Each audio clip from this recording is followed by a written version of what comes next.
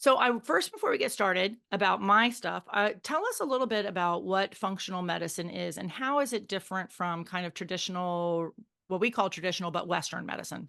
Yes. So functional medicine, our goal is to get your body functioning at its most optimal. And we do that by looking at different ranges, even in everything from blood work to hormones. Western medicine gives you a range from here to here in a lot of the labs. We're looking at a tighter range often. So is your body functioning at its most optimal? Your thyroid could be barely in range and you could have all the thyroid symptoms, but it's not in it's still in the pathological range, which is a larger range. So it's not a pathology or a disease yet, but yet you could have all the symptoms of it. And our goal is to not cover up those symptoms. And that's what a lot of Western medicine practices offer. Let's numb it, let's cover it up, let's mute it versus, well, why? Why is why are your numbers out of range? What's actually going on in the body that the signals aren't communicating properly to the receptor sites? What's blocking that? And so digging into finding what's actually going on and correcting it versus just giving you hormones or giving you something to cover up the symptoms. However, we do use hormones at times, knowing that doesn't fix the problem. The only time hormones will fix the problem long term is if you don't have all your parts.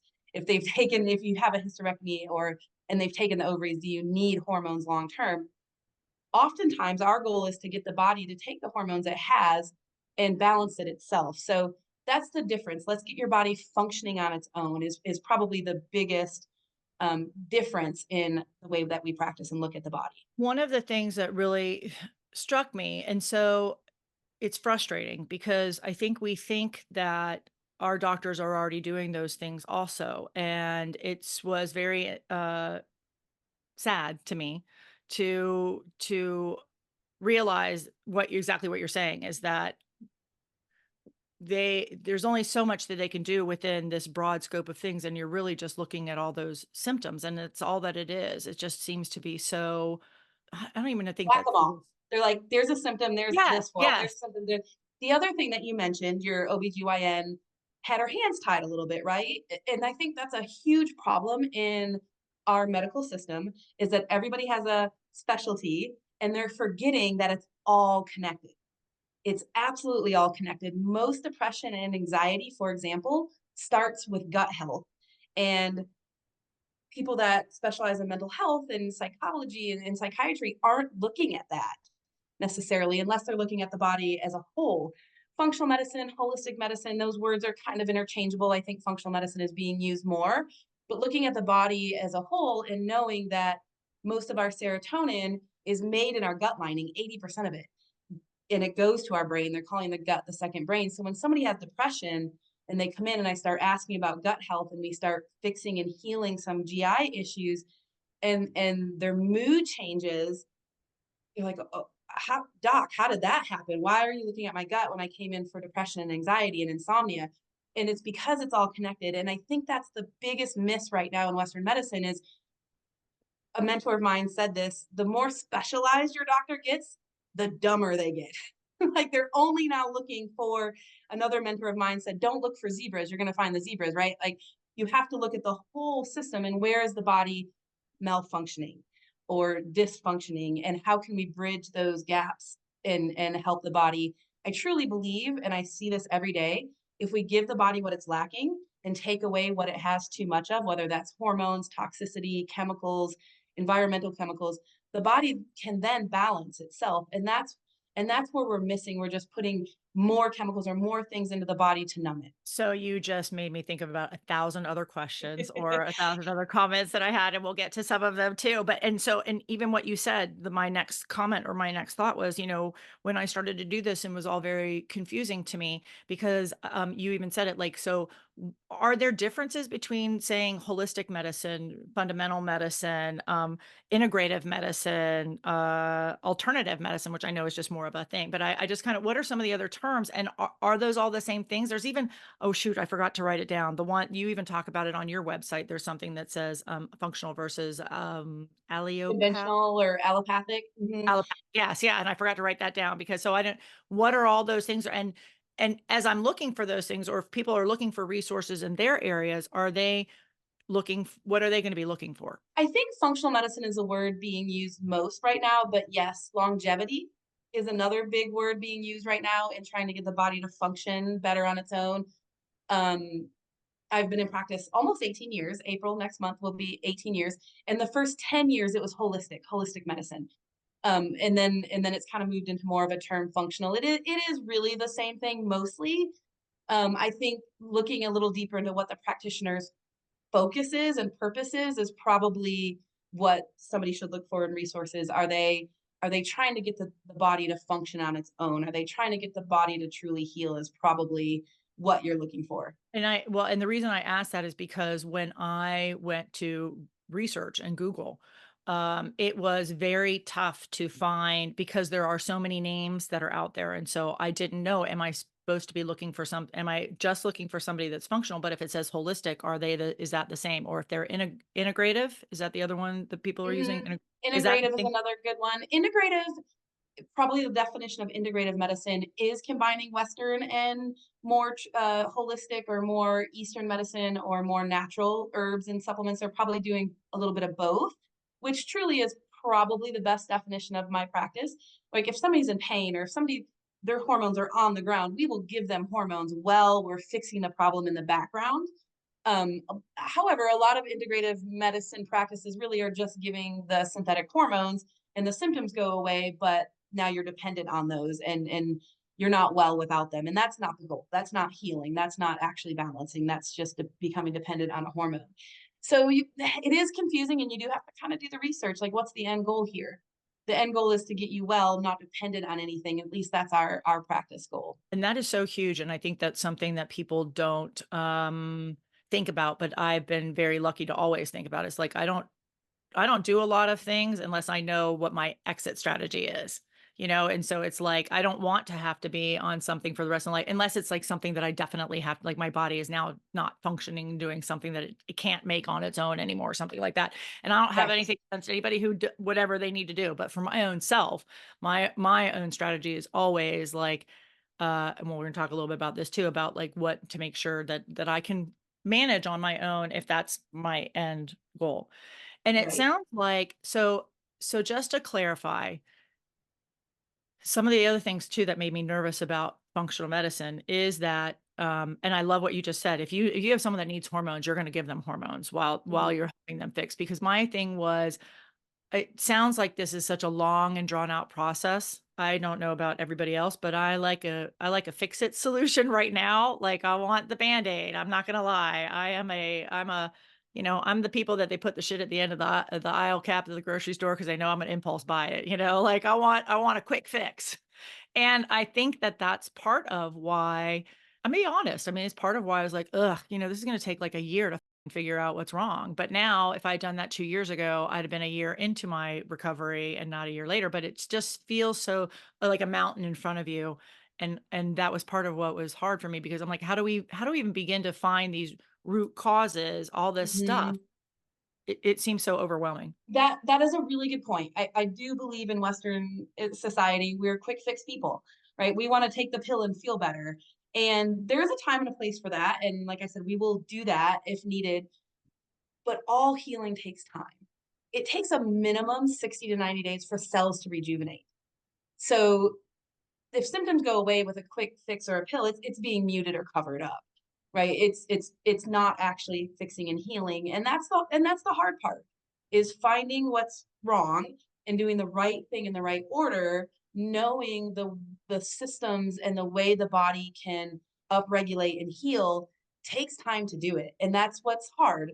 However, when it's balanced, it's much easier to keep you there, and it's much easier to stay in a state of homeostasis or balance once we can get you there. So it is worth the work.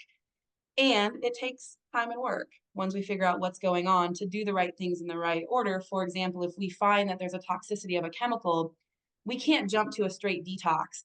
And I say chemical can be a synthetic hormone. You can have an excess of synthetic hormones in the system causing a lot of symptoms if your body doesn't detox those properly. I see that all the time. But we can't jump to a detox if we don't know that the lymph system, the liver, and the kidneys can handle it.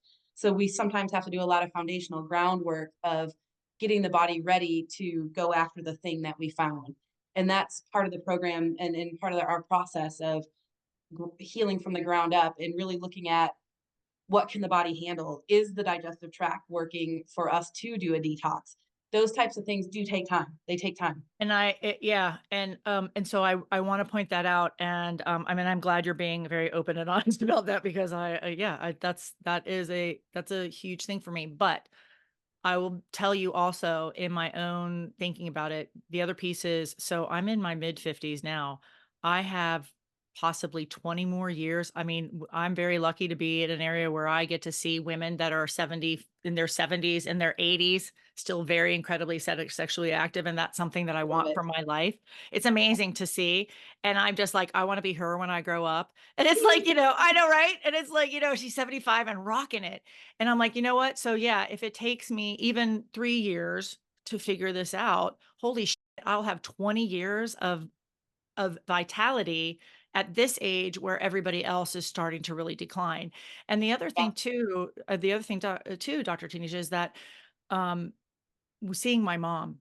So this is a huge piece for Mm, me. We're gonna talk about all these pieces, parts in our series as we move forward with this. But, my mom now she's in her early 80s and being wheelchair bound because she fell and didn't have good brain and good physicality to be able to rehab properly, that she unfortunately did herself no good and is wheelchair bound because she couldn't do those things.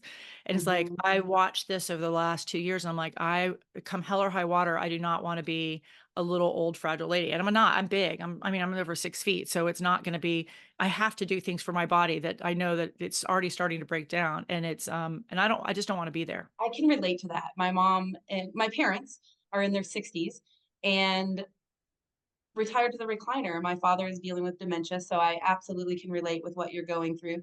And I feel like a lot of people in this generation, I'm in my mid 40s, the emotional intelligence and I think the realization of we want more and longer for our life. I feel like that kind of thought of you retire after 25, 30 years and you're just kind of sedentary. I see a lot of people in this generation are like, no, no, I want to travel and I want to be active and I want to go to all the lifestyle things, right? And so to do that, we have to take care of our bodies and our health and ourselves in order to have the longevity and to have the vitality to do that. And that's one of my favorite things about being in practice is seeing people literally go from bedridden to back doing whatever brings them purpose and passion, and seeing that again in their life is huge. And it's possible. It's possible for everybody. It's absolutely possible for you. Hearing more of your story, I think I already know what probably happened around that time your mom came down. I'm thinking your adrenal glands, you hit burnout. The glands that pump adrenaline and cortisol are like, we're overworked and underpaid. We're not doing this anymore. And what the connection there is, to get a little medical, the pituitary gland in the brain is your master gland. It's also your third eye in spirituality. A lot of people Oh, look at that. It controls all hormones downstream. It communicates with your thyroid. The thyroid communicates with your adrenal glands, which are two tiny little quarter-sized glands that sit on top of your kidneys. They then send the signal down to your ovaries or in a male, the testes, when and how much to release estrogen, testosterone, progesterone. But if they're over here dealing with crises, they're over here robbing Peter to pay Paul. They're dealing with the tiger or the bear that's coming at us, which could be a boss or a parent or kids or, the IRS, whatever it is. We're only meant to be in that stress state for minutes to hours, not weeks, months, years. I'm suspecting, and we'll know with some testing, that they stop doing their job sending the signal down to the hormones, down to the ovaries, excuse me, to balance your hormones. And so hormones are now either just not happening or happening out of balance. That's definitely one thought there, that it was a burnout thing, which I think is a huge epidemic in this country, specifically for women. Right? We're doing it all. We're doing the momming. Some of us are in business, some of us are in corporations, right? We're now kind of like bringing home the bacon and cooking it and feeding it to the kids and having more babies, right? And I think it's a lot to handle. And then you throw something like a crisis on that, whether it's a divorce or a sick parent or some other financial crisis, our endocrine system says like, give up. And then what suffers first thing is our hormones. Which then is just a slippery slope for everything else. Absolutely. That's definitely one theory and thought. Just hearing, I don't think I chronologically actually heard all of that together. And I And was like, that's why what oh, yeah, that's what I wanted to oh, yeah, that's why I personal wanted to thing. kind of yeah, that's why I kind of wanted to read it and so that you people could kind of truly understand because again, I knew what my chronological history was with all of that stuff. So speaking of which, what I wanted to then talk about was actually how we met a Yeah. little bit there. What happened was you heard this episode. Well, we met already before. I Nope, can't I remember. just stalked you. Um, so when we got into lifestyle, which is about 2.5 years ago now, I was consuming all the information, all of it. And your guys' podcast just stood out and I binge listened to it.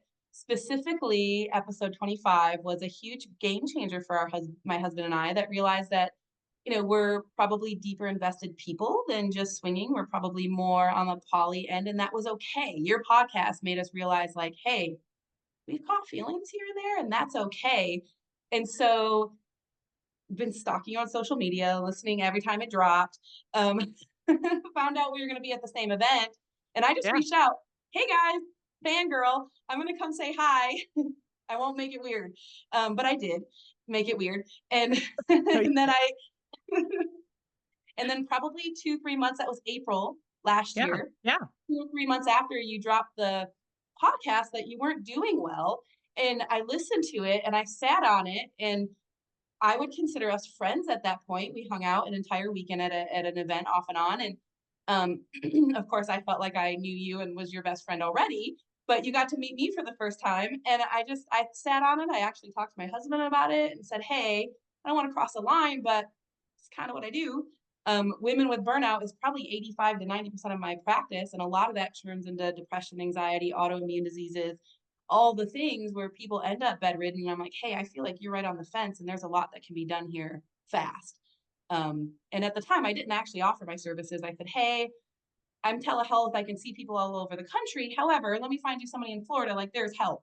And you um, were like, well, I don't know. And then you kind of did some research. I said, you know what?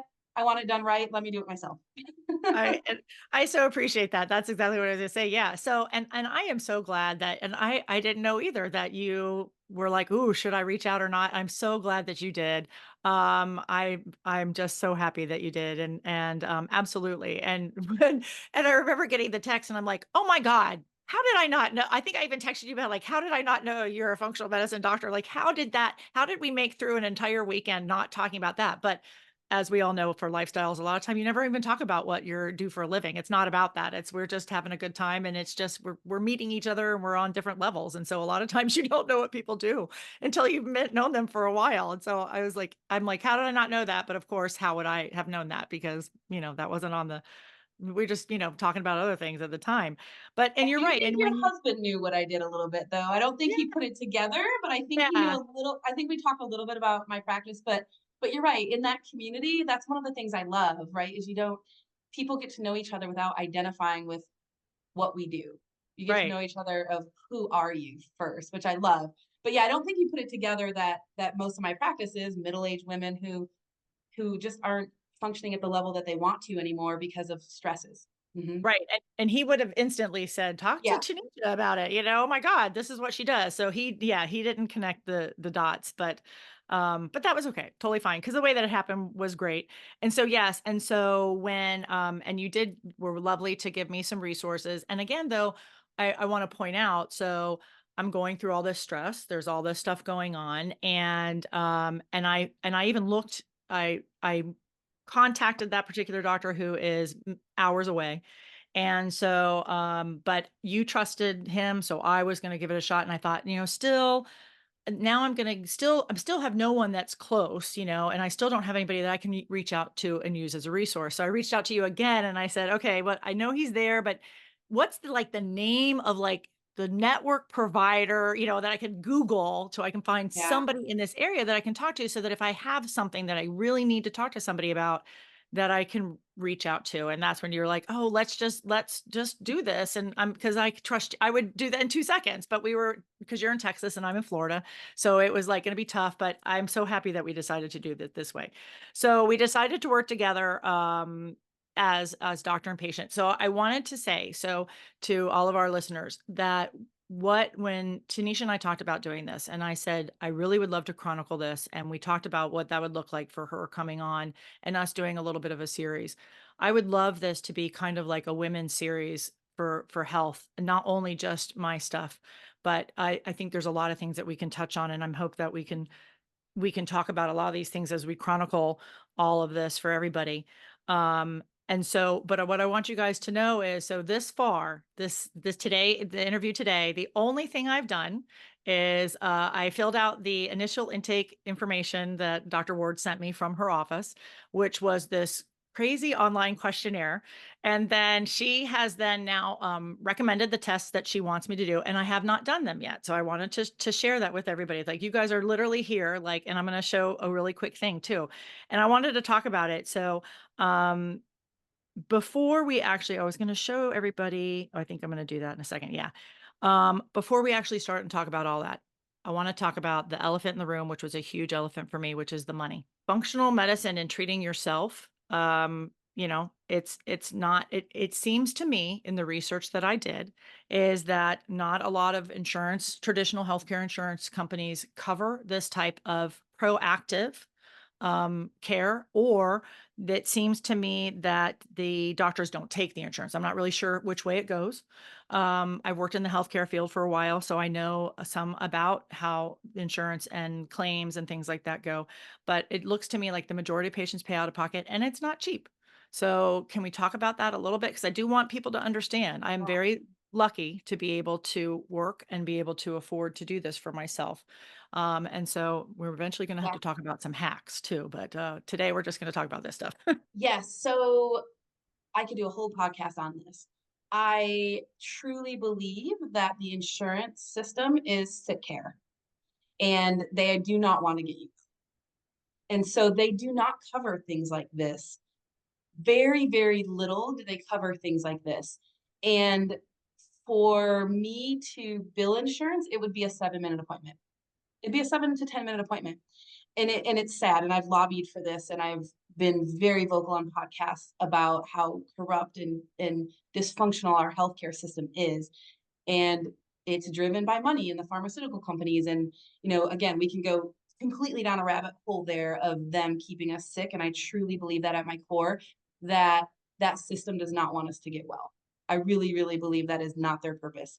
So things that help people heal in the labs that we use oftentimes don't take insurance, and different herbs and bioidentical hormones and those things aren't often covered by insurance. There are a couple that do, and we take things like health savings and flex savings accounts that we can run through as nutritional codes and nutritional consults. Um, but even right down to our, I truly believe this too, our food supply and our food system is making us sick with chemicals and pesticides and things. So I wish it was different. I wish they covered this. And we've fought for it and lobbied for it, and it just isn't, it's not in the docket yet for insurance companies to recognize that this is how people heal. The things that get people really well. There's not a lot of money in it. It is not a get rich, play to help people move their bodies, eat properly, and heal their gut and balance their hormones using natural substances that can't be patented and patented and replicated by a pharmaceutical company through the FDA because they can't do that to a plant. Right. That's the crux of it. There's not the money in it, sadly. And again, I've I've been very vocal about this in the public eye of how it's wrong. It's backwards. The things that are getting us well are not the things that are offered first line of defense. Your doctor in a 7-minute appointment is not going to ask you what you're eating before bed and how's your sleep being affected by that, ever, or what you're doing on screen time, or some of the things that we dive into, or what your stress level's like. They just like, oh, life is stressful, kind of thing. Like you got, let me give you this to numb the stress. Versus how can I help my body to adapt because my system's not capable of doing it, which is a very different perspective on it. Yeah. Yeah, so Yeah. it's mostly out of pocket. unfortunately. We try to make it as easy and as affordable as possible, but it's mostly out of pocket. Yeah, it's pricey, and so I'm gonna explain a little bit, because I wanna be very open and honest with folks. So I think you ordered me a blood panel and 2 other, and I'm gonna show some of this stuff, and it was just over $1,200, and that's just for the labs for that. I will also address that the blood panel, I think this is important. The blood panel that we run has 55 markers that are looking at much deeper thyroid levels and autoimmune levels that you'll get at like an annual. And if we were to run this blood panel, which I get it for about 450, I believe, 375 or 450, because I belong to a co-op and paid to be a part of this process with other functional medicine doctors. If we were to run that through insurance, it's about a 20 to $1,800 to $2,200 blood panel. And get this, 90% of the time, the insurance company will kick it back because they say you're not sick enough for these levels. And I'd say 80% of the time we find that these levels are out of balance. Well, how do you know you're sick enough for those levels if you can't get the levels, if you can't get the blood work run because you're not sick enough? Well, you don't know if you're sick enough because you don't know if it's out of balance because you haven't had it run. And to get some of these blood panels, first of all, I think should be completely against the law that the insurance company can charge thousands for something that we actually can pay hundreds for, which is wild. And genetics is another one. We 10 years ago to run genetics, it might have been a $3,000 panel. Now it's like a $700 panel. So the prices, we've done a lot of things to bring it down and make it affordable. However, to have a dual service fee like that, that's the problem with the insurance company. I mean, Right. that's a problem with getting this covered. When you can charge the same thing to an insurance company, of course, now insurance costs more because you're charging more for it.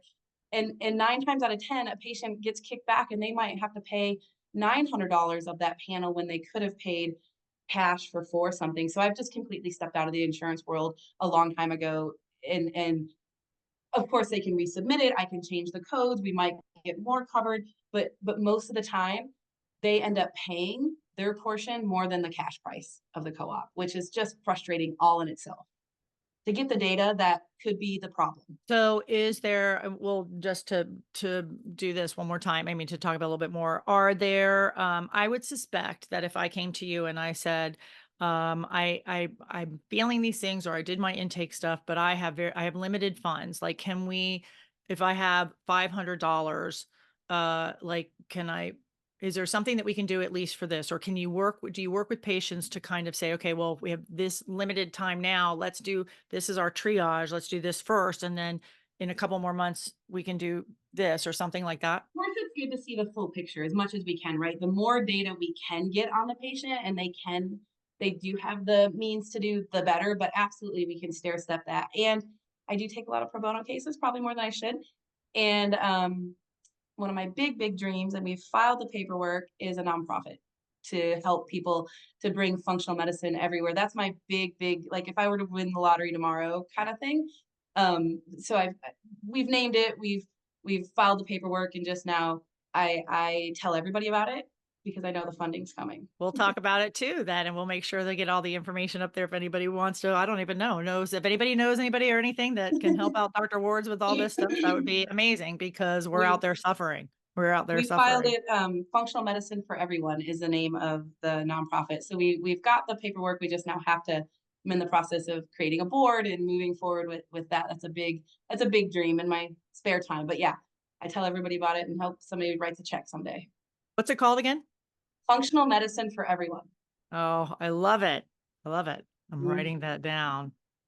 Okay, let's see. We talked about the cost. I'm writing down your functional medicine for everyone so I can make sure I have that correctly. So I want to talk about a little bit about now the process that I went through already. So we did the intake, and I have to tell you, just in your intake, there was that this is what stopped me actually. This is probably the intake questionnaire was probably the thing that made me say, "Holy shit, there's so much more here than I even know," because they're asking such crazy ass questions. And I know they're not asking these questions because they don't mean something. Like this, there's a meaning. Ah, Yeah, and so this is me. I'm a detective. I'm like, so what are they trying to figure out with does my poop smell? Like, it was such a level of questions, and so it was things like, yeah, so bowel movement and, like, how are they? And I'm like, that is so personal. Like, are they hard? Are they soft? And I'm like, okay, I know there's a reason they're asking these questions. Things about, oh, brain fog and, oh, oh my God, I knew really? it was close. Every time I meet with a patient, they rate their poop. You're only as healthy as your gut. You're only as healthy as your stool. Every conversation, a lot of it goes back to, yep, a 3 and a 4 is normal. This is constipated. This is loose. And that all means something. That either means your large intestine isn't working properly, your liver and gallbladder are breaking down your fats. And so if you're not breaking down fats, you can't absorb them, and your brain doesn't function without good fats. So all of that matters. The beginning of every patient visit, I have them chart and rate their bowel movements. That is incredibly important. And again, in our country, we don't, it's like we don't talk about it. And you are only as healthy as your gut function. 80% of our immune system is in our gut. You've probably seen these yogurt commercials that talk about, the good probiotics. They fight bugs, they fight infections. Our immune system is all gut based. Our brain chemicals are made in our gut lining. We're absorbing all of our B vitamins and our D, and everything is happening through absorption. And if that's not working, you don't have the nutrients to make the hormones or to make the brain chemicals. That matters. And we can't get those nutrients from processed foods. We just can't. The standard American diet, the SAD diet. And that's the hard part, right? That's the hard part of teaching people where health comes from, because I think we've just gotten so far away from, real just balance and homeostasis in the body from eating from the earth and things that are grown versus processed. And all of that, yeah, all of that goes down. If someone can tell me what their bowel movements are doing, and I'm like, I know what's wrong. And we just miss that. Yeah. So we definitely ask a lot about poop, and and to address our intake form, it's 13 pages long. And we're going through every single organ and body system. We're asking, are you cold? Is your hair thinning? Weight gain, weight loss, thyroid stuff. We're asking, yeah, are you having loose stools? Every time you eat a fatty food, you have to run to the bathroom. That's liver and gallbladder. And if that's not working, most of our hormones are broken down and made in our liver, including our thyroid hormones. So if you're having a lot of loose stools, I know you're not making thyroid hormones properly Hmm, in the okay. liver. Yeah. See, Yeah, so like, again, it's all connected. It's all connected. So there is purpose, and I consider myself a detective too, kind of like Dr. House, like, okay, this and this and that and how, and where do we start? and so I was fascinated by that. And so, that's exactly the same thing. So I was like, they seem so inconsequential. And yeah, and I was blown away by the level of detail and the level that you dove down to. And again, I knew instantly, I was like, oh my God, there's so much more here that I don't even understand, that if this is a problem, like I always just thought, this is so silly. So I've had weight issues all my life. I've always been heavy. And I'm a natural weight now for the last couple of years. And so, so I get cold all the time, and I'm like, "Ooh, it's because 'cause I'm so thin now." Like before I couldn't get cold because I was too fat. So There is some truth to that. Certain fat is more insulating. right. Absolutely. So now I'm like, "Well, it's just because 'cause I'm so thin now and, Barbie-like," which so I'm not. I'm so not. I'm not at all. But in my mind, I was like, "Yes, I'm getting cold at night because I'm not as full." But there's other things, cause no, I have this cold that I get now is like it's chill in my bones, like, my husband's, like, Mm. got the fan blowing on him, and I'm like, "Where are my slippers and my long sleeve shirt?" And I'm like, "This was on Dr. Tanisha's questionnaire. I think there might be something I really seriously is like, "Oh my god, is there something going on with it?" And I've noticed it a lot, and there's all these changes, and it's like, now I'm paying attention. So I wanted to And you're show in everybody. Florida, so being I in Florida is know! cold. It's I'd probably never metabolic, yeah. Yeah, I should not ever be cold, and I do, and it happens more at night, I think, anyway, so we'll talk about that too. But so I filled out the questionnaire, you decided to order things, and then you guys sent me the blood work stuff, and so like I said, we're getting ready to do that now, but I wanted to show everybody. So everything is done because you're in Texas and I'm in Florida, so you sent me the requisitions to get the blood work done, and then you sent me these the little lab kits that showed up. Now this one's blue, so it's not, there we go. So it's just a little box that came, but I thought it'd be fun to show everybody since I still have it, since I haven't sent it in yet. Everything that comes, so the whole kit comes together. And hold this in front of me. So there's all this stuff. I filled out my paperwork already. See, I filled it out. So I've got you do a little assessment for them too. And then this one happens to be, it comes with a little show everybody, it comes with a little styro box and a little cold pack, which is in my freezer because I'm getting ready to send my samples out. So you take the cold pack out and put it in the freezer to freeze before you do your samples. And then this one happens to be a urine and a saliva.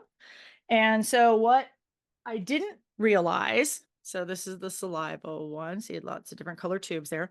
What I also didn't realize is that when I took out the instructions to read how to do this, in my mind, I'm just going to pee in a little doodah and send it off. Apparently, not that easy, and you have to plan. Yeah. So because I didn't understand. So can you want to talk about why I can't do this? Like just take this out and pee in a cup and go? Yeah, is that the neurotransmitter test? I think so. Yeah.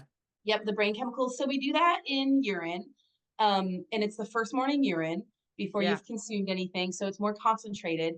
And what that's telling us is serotonin, dopamine, GABA levels. These are your brain chemicals. Epinephrine, norepinephrine are going to tell us what your adrenal glands are doing, and also the saliva portion of it runs your cortisol levels. And so you'll take a saliva sample through 24 hours. And in the morning, your cortisol should be really high, ideally.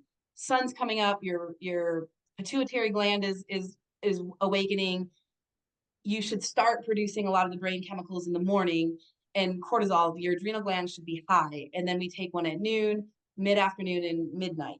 And ideally, your cortisol should go high in the morning and slowly lower throughout the day. So you should have a lot of energy and it should slowly lower. What I'm looking for is if your circadian rhythms are flipped at all, meaning cortisol is low in the morning, and this is a majority of my patients. I can hardly get out of bed. I'm exhausted in the morning. My brain doesn't turn on till 10. And then I get this weird second wind around 9 p.m. So if your cortisol is flipped, that's indicative, and there's 4 stages of adrenal fatigue. Some labs look at 8. That's indicative of adrenal fatigue, where your adrenal glands, they're flipped, they're confused day and night because they're so stressed. So you're pumping out cortisol at night when you're trying to sleep, and that's one of the big issues for insomnia.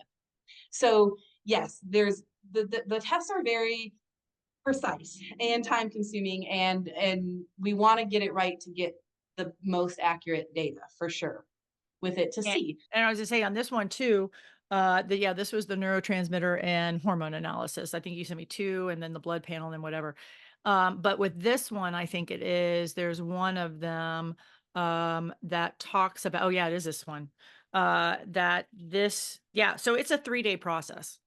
Basically, because actually start to, take out some foods that I'm sure Yep. are gonna mess up the test. So it's like 2 days before you don't eat tomatoes, and I'm like, "Well, I eat tomatoes, like, every day." So I'm like, so what I realized and why I'm telling everybody this, so that and showing you guys this is that you do have to kinda plan, and I Yeah. can see I wanna be I wanna make sure I get it right the first time. So it's like, Right. but now I have to make sure that I'm doing this if it's a 3-day process, and you have to be paying attention on the day that you're doing your collection too. So it's like so I have to make sure I'm not eating any of these. Nuts was another one. I constantly eat nuts as just a quick protein boost. And so I literally am going to have to make sure that I'm planning out and making sure I'm not doing anything that I don't accidentally screw up my own test results, because for that kind of money, I don't want to mess up my test results. So it's very Yeah. important. Those foods in particular are high in histamine, and so they can make you look a little more inflamed than you might be. They're high in histamine. Think about, like peppers and tomatoes. Sometimes your nose runs with those. Yep. So if somebody has a huge histamine reaction, that can skew the results a little bit. And I think it Yep. said also, so then I think I said, so I don't take allergy medication too, because that's a histamine issue as well. Okay. Blocker. So one other thing, since I have you with me, can I ask you this question as well? Yes. It did also talk about not taking anything that was, I think, I can't remember exactly. Like maybe it was said something about mood altering or something like that. I can't remember. You're supposed to kind of not do some of the supplements or things that you're doing. Yep. Our listeners know, and as you know, about our episode that we released on 420, I am a cannabis friendly person. I don't use it a lot, but I do use it at night. So should I stop any of that also before I take this test? Any kind of THC or CBD intake? No, we're looking more at if somebody's taking, no, that would be fine to Okay. stay on. We're looking more if someone's taking 5-HTP, which is a serotonin producer. So their serotonin may look really high because they took 5-HTP the night before. Now, if somebody's on an SSRI, an antidepressant, we need to talk to prescribing doctor? Can they go off it for a couple days? Maybe not. That may not be the right thing, and that we talk about that. But no, more some people take certain amino acids and nutrients that increase brain chemistry, and we could get a false reading. So we want to know what your body's doing on its own. We want to know Okay. what it's doing on its own. But no, um, cannabis isn't going to change that. Okay. The I serotonin just make level in the sure moment. Mhm. because I know you're It's got doing very short you're half life too with it okay. too, so it'll probably be out of your system by morning. I mean, in the fact that it of the effects that it's having. Right. I just didn't want it to skew anything if you're looking for Yeah. anything there. It's obviously going to be in blood and in saliva if that THC Yep. shows up in that. So okay, so here's what's gonna happen. So I'm gonna end up doing my kits, and we're gonna send Yay! those off. I know I'm gonna have to. So I'm gonna do it. I think Sunday, Monday, Tuesday are gonna be my 3 like don't eat nuts and tomatoes days, or whatever those are. And we'll go ahead and get those off to you. And so then what happens? What's gonna happen next in my process? I get the labs in about 5 to 10 business days, so a couple weeks, and then we set up, a second appointment, typically is the report of findings or report of labs, and I pretty much at that point spell everything out. This is what we found, this is our plan to fix it, this is where we need to start, this is where we need to end, and then we talk about, yeah, our starting point with it. So we go over all the labs and really tell you what's out of balance, what that means, and how we fix it. And then typically at that point, I meet with people about monthly. We have a nutritionist and health coach and other people that meet with them in between. We do have a team approach that is worth mentioning. We look at something called MBSR, mind, body, spirit release, because I truly believe held traumas in the body can cause illnesses. So we do a lot of that releasing. We have someone who works on nutrition with the person based on what we found. And then a health coach that really is kind of my liaison, keeps them on track. And then I come in every month or so and change and personalize the protocols based on what the labs are and what they found. So the next right steps. So once we do that and decide on a course of treatment, we will then, if you don't mind, come back on and do another episode that talks about what that looks like, and we may even record that call if you're okay with that. But I'm not sure. I Yeah. don't know. I mean, I don't know. I don't know what my results are going to be. But you know what? We're Yeah. going to be transparent. We're going to be open and honest, and whatever. I don't know. Whatever. I just have lady problems, I'm sure. So whatever it is, but um, I'm so excited though. I really am. And I have to say, I'm glad that we're able to do it this way. And I'm guessing that things change within people's bodies, even within like January was such a hellacious month for me, which is why I decided not to do this in January because it was just too much. And I was like, not only that, I was shutting down. I knew I was. I mean, Mm. I was on the brink of it was bad. And so I think if we can talk about the next episode, we'll talk about something that I found that accidentally found that helped some with some of that. But the thing I wanted to kind of close out with here, because we're now moving on this process. So now I'm in this in between time. I've got probably 3, maybe 4 weeks before we actually get back together and can talk about what's going to do. After listening to you, and knowing from my own research and studies, but not really thinking as much about it, everything obviously comes down to your gut. And now that we're talking, I'm wondering if we should run a stool test. Now that we're talking about it. Yes. I don't know. I can just show you. No. There are some blood markers that will indicate something called leaky gut that I can definitely roll with in the blood. Sometimes it's underlying infections. We look at parasites, bacteria, fungus in the GI tract that's blocking brain chemical production and things.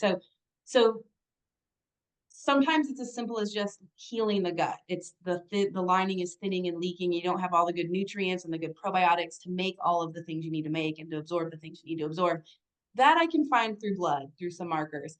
So we may need to, we could wait and see the blood. We could run it and just say, I want all the data. Um, but yeah, you may have to tell me, I'll have to look at your intake again. You may have to look you may have to take a poop sample. I'm down with that. If we wanna do it, my alcohol intake is, high. It's although it's lower these days, it definitely is lower. And so, I mean, That I is drink inflammatory to the intestinal tract, and that may be a really good conversation, and I know you guys have touched on it a little bit, alcohol in the lifestyle, like, it just seems to go hand in hand, and I don't love it. I don't love it. I hear people say all the time, "I drink more than I ever have going to lifestyle events," and yeah, it is It's an inflammatory chemical is probably the bigger problem with it. It inflames. It's hard on the liver. It's hard on the GI tract to digest.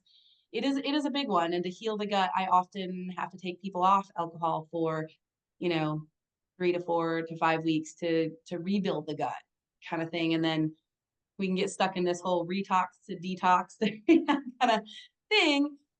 And it's Well, hard to get ahead. and so, so are there, my next question would be, are some alcohols more irritating than others? I do think beer and wine is harder to digest. It has a lot of histamine. We talked about that in it. Beer has a lot of yeast. Um, wine can be hard to digest also if it has a lot of preservatives in it. And that's hard on the body and the gut that has to break it down. I do believe that clear liquor is the easiest to digest on the system, so, like, alcohols and tequila, and I do think that there's a difference in quality of that versus the cheap to the ask somebody about their hangovers, right, what that looks like.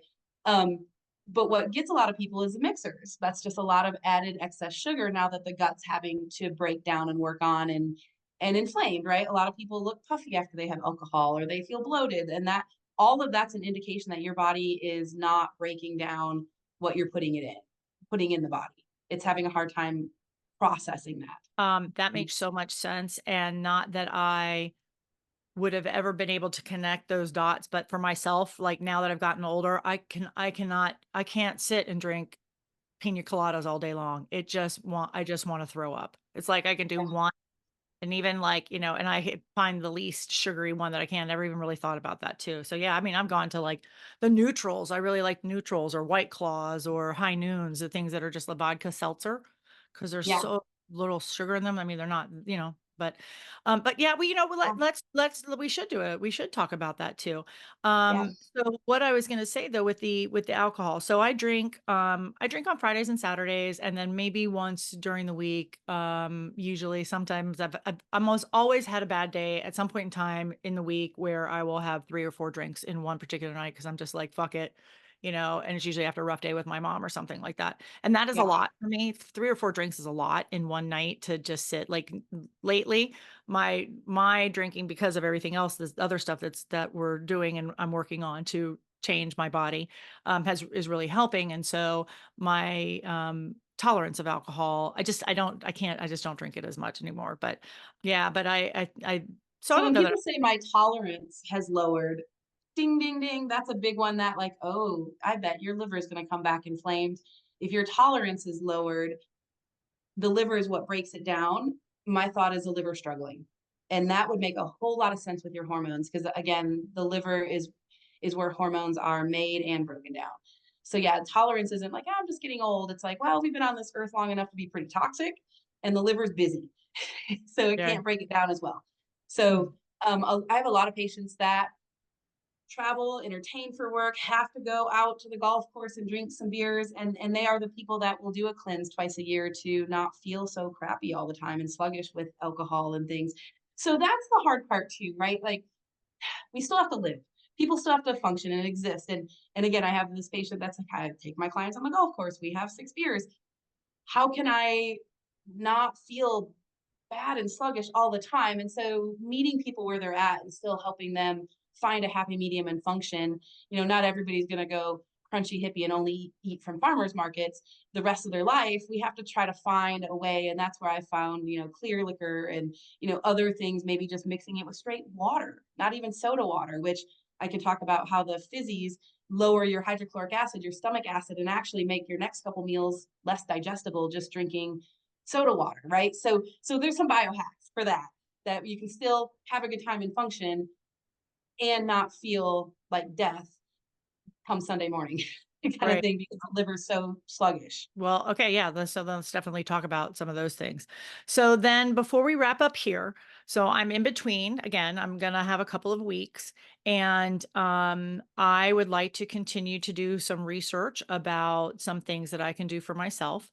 And again, listening to you talking about gut health, I know that that is something that would be good for me to start to pay attention to in an interim, kind of like, now that I'm what can I do now? What can I start now that so if anybody's listening now also, like say they need to come find their doctor, they've got maybe a 3-month process ahead of them, but what can we do now that we can start ourselves on a road that is easy to understand, but that we can start to do some things that can help our bodies? If I were to say 3 things that just make people feel better right away, eating as close to the earth as possible. If it's not picked, killed, or grown, really think about it. And this is and try to counteract that a little bit. Okay, I know I'm gonna go out here and eat processed foods. Maybe my other 2 meals are gonna be home cooked and looking at the oils that we're eating and try not to eat out of a box as much.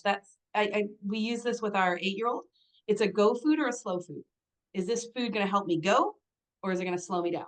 Is the sugar gonna make me feel sluggish or should I eat protein and good fats and, fruits and vegetables? So cleaning up the diet. A low inflammatory diet is a one that is Googled often, or paleo like. I'm not necessarily like, oh, it has to be carnivore or vegan or, keto. Eat as close to the earth as possible. And a big one is in season, colorful, eat the rainbow. Let's eat what is being grown locally as much as we can because that's going to be the least processed, the freshest, the most nutrient dense. So cleaning up diet, just those little things of eating 1 day a week, nothing out of a package, could be that simple and that complicated and hard. That takes time and effort and prep. That's one. The other is absolutely turning off screens 2 hours before bed. It keeps our right. I know. I will take an I hour to play 45 solitaire in bed. I will take an Tanisha, hour I will take an hour to 45 minutes if I can. What that does is it keeps your right brain active, and it keeps your right brain pumping cortisol and adrenaline because the light's coming in.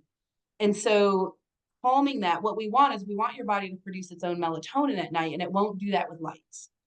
So sleep hygiene or sleep habits of shutting it down, shutting the brain down. I have a lot of patients, I have them playing the math game like on paper and pencils, Sudoku or writing, or even the TV is better because it's not right here, although that does keep the right brain active. Our creative side, the light side keeps us active. So here's what I know to be true. We need 6 hours of uninterrupted sleep to heal.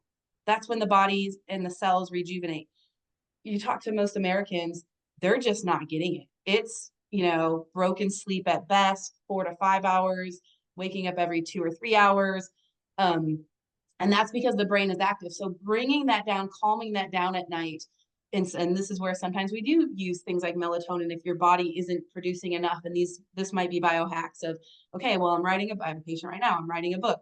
After my kids go down, those 2 hours is the only time I can sit at my computer. Okay, well, then we need to give you melatonin because you're not going to make it. And so you're not going to sleep, right? Those are the kind of some of the hacks. So sleep, food, and sunlight. That I think is probably one of the biggest issues is, here in Texas, sometimes it's too dang hot to go out in the sun. We can only walk our dogs in the morning and when the sun before the sun's up and after it goes down sometimes, right? But 15 minutes in the sun every day does so much. Vitamin D should almost be a hormone. It's a precursor for many of our hormones. It affects immunity, it affects mood, it affects serotonin levels, it makes us happy. Um, it makes us less ill, right? We're stronger with more vitamin D. In fact, a lot of the studies that came out during COVID, Western medicine, this is a perfect example of functional medicine versus Western medicine considers 30 to 100 normal for vitamin D. Well, I'll tell you, people hovering around 30, 35, the levels, they have a lot of depression and low immunity. The studies that came out through COVID, the people that recovered quickest had less symptoms. The sweet spot they found was about 80, 60 to 80 levels. So that's a huge difference of, oh, your doctor says, oh, your blood tests look normal, you're in range. Barely, and you may have all the symptoms. Let's get you into the center, the functional range, or the high normal of where you can be. So a lot of people just, especially again through COVID, right? Even more so working from home, not going out, not even going out for lunch kind of thing sometimes, to the point of they have to supplement. They're just not going to go outside. They're just not going to go outside. They sit at their computer inside all day. And that alone is killing us. Not having enough vitamin D, it affects mood, energy, all of it, hormones. So yeah, it's a huge one. If you that I'm so I see, I forget about that all the time, If I and were to do number 4, I'd say water. Half your oh, body weight in water in ounces of water. So sorry, I got excited about that one. So if you weigh 150 pounds, 75 ounces of water a day minimum. And people think water hydrates us. It actually cleanses us. Minerals hydrate us, and water will carry those minerals into the cell. So water really is more for detoxing the toxins and feeding the cells minerals. Yeah, okay, water. all Sunlight, right. water, food, and sleep. It sounds so simple when I say it. It does, it sounds very simple. I, Of stress. I on the sunlight piece, if you, so I live in Florida, so also it gets very hot, but, I am so fascinated you said that because I remembered hearing that at some point in time and just one of those things, and I notice if I don't get outside, like, sometimes it'll be 3 days that I'm just not outside for longer than just walking to the mailbox type thing. And I'll be like, "Oh my god, I have got to get outside and get some sun." So I literally set an alarm because in January when I was working 18-hour days practically, and I wouldn't get up from my computer very often, I literally set an alarm on my clock at like 1 o'clock in the afternoon because in Florida in January, we can go out and walk in the middle of the day, not in the Yeah, summertime. But and it's just like, same and here. my went off and be like, just get outside, move your body for 15 minutes. And I half the time I wouldn't because I was busy doing other things, but at least I would go sit outside and eat my lunch. It was kind of like at Yeah. least go sit in some sunlight. So if I do that though, can you over vitamin D yourself and is there too much vitamin D that's not good? And then or what should someone be taking if they don't have an opportunity to get outside? Yeah, it's hard to you're not gonna overdose from vitamin D naturally.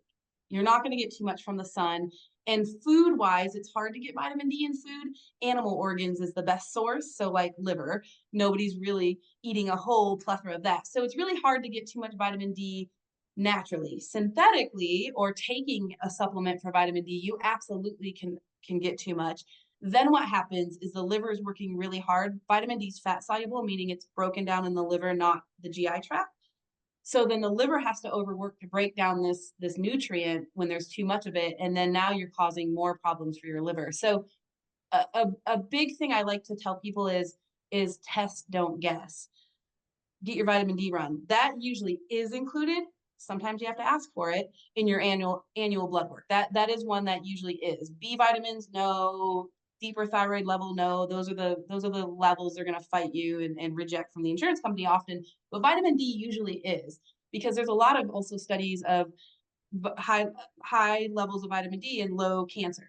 So cancer prevention with vitamin D. So that's become a big panel. However, if somebody's at a good normal rate, any nutrients and supplements over the counter are typically the daily allowance of an already healthy level. So if somebody buys vitamin D over the counter, it's usually 2,000 IUs. That's good for maintenance if you're already at a good level. If somebody's low, if they're close to 30, I will put them on 10,000 or 15,000 for a short time because they have the room to go up. I would say 5,000 IUs of vitamin D is a really good maintenance dose if you just don't know and want to start there. The other thing is, and this is where we get really deep into people's biochemistry, is we'll run genetics a lot for people, and I'd say 60% of the population has a genetic defect where they don't absorb vitamin D without K. So I tell people if you don't know if you have that genetic defect, you haven't been to somebody who runs your genetics, get the vitamin D with the vitamin K because it'll absorb better. Also, I could go on and on about vitamin D. Oftentimes it's in soybean oil. It's gotta be delivered in an oil for your body to absorb it. So if you're buying a capsule or a tablet, you're not absorbing much. I tell people to look for olive oil. It's an easier oil to break down than soy for us. Soy is really hard and it can be inflammatory. So olive oil with vitamin K, 5,000 IUs is a really good starting point. If you don't know if you're deficient, you think you could be. 10,000 is if you are deficient and we're trying to bump you up. Anything below 5 really isn't going to move the needle. It'll just keep you at a good level. So that's something that anybody can do and not risk being overdoing it. Well, 5,000. you could. If you did 20,000 for 60 days, it could go too much with the liver. So it is one that I recommend getting tested if you can. Yeah. Okay. So in the meantime, if they to get outside is Yes. the first and First best time. way is if you can get 15 minutes is not a lot. Exactly, go scroll outside, and I tell people strip down if you can, right? Like, look what I'm wearing. Long Yeah, sleeves, my makeup has sunscreen on it because they all do now, and, I'm wearing a dress, but a lot of people are wearing pants, so, yeah, if you go outside long sleeves and pants and you're only able to get a little bit of vitamin D here and you're a woman wearing makeup, you're wasting your time. Strip down to a right. sports bra and shorts, ladies, or men go topless outside, the best you can. I mean, if you can go naked in your backyard, even better, right? Or if you're at a pool Right. party where it's allowed or something, right? Like, we actually have to show some skin to absorb it. Yeah. Hey, good to know. Good to know. So, any other, do you have, I know you have some resources on your website. What would be your, and we'll send people to your website. All of your socials will be on the show notes. Anybody is looking for, we'll put all of Dr. Tinge's information on the show notes and she'll give them here as well. But you had some resources about some books and things that you love.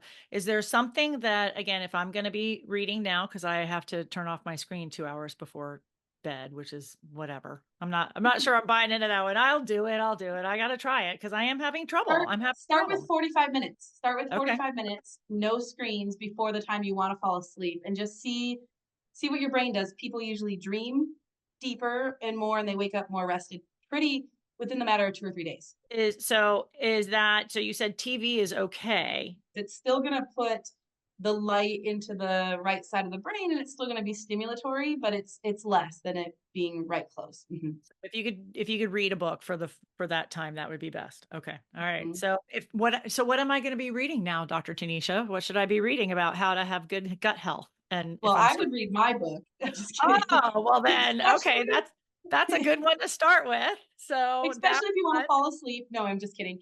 Um, um, Oh yeah, no. Do you have a great book that you would love for us to read? Your book? yeah, sure, my book is called What to Do When Your Doctor Gives Up on You, which is a good one.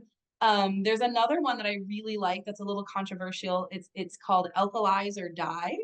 It talks about alkalizing your body versus being very acidic, and it talks about how, cancer, fungus, bacteria, parasites don't thrive well in an alkaline environment.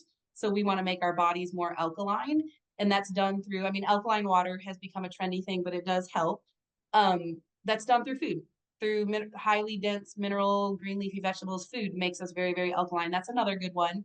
Again, it's a little severe, and I quote that a lot in my practice of okay, yeah, he says alkalize or die. That's a good one.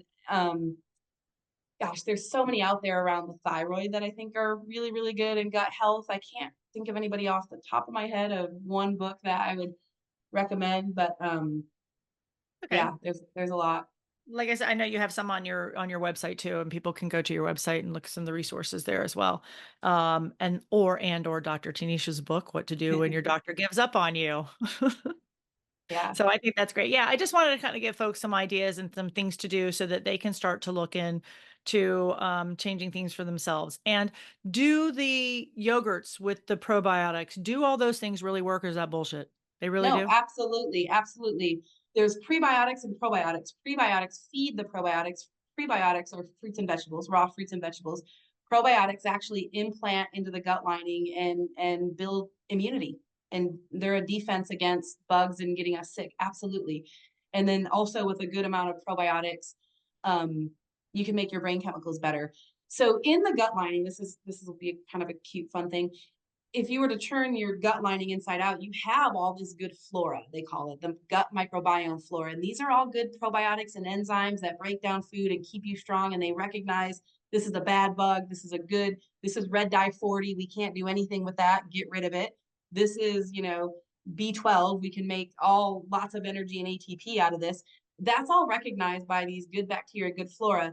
When we talk about something called leaky gut, medications, stress. You hear about stressed out people getting ulcers, poor food diet that you can't, food dyes, chemicals, pesticides, refined sugar.